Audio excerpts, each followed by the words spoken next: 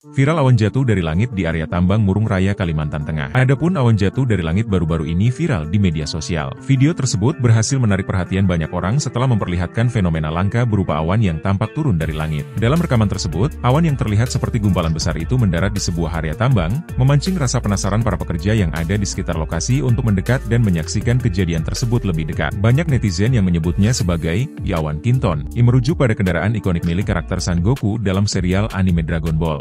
Sementara itu, Badan Meteorologi Klimatologi dan Geofisika, BMKG, memastikan gumpalan putih yang tampak mengambang dari langit hingga turun perlahan ke permukaan tanah di Kabupaten Murung Raya, Kalimantan Tengah, bukan awan jatuh tapi diduga hanya gumpalan uap.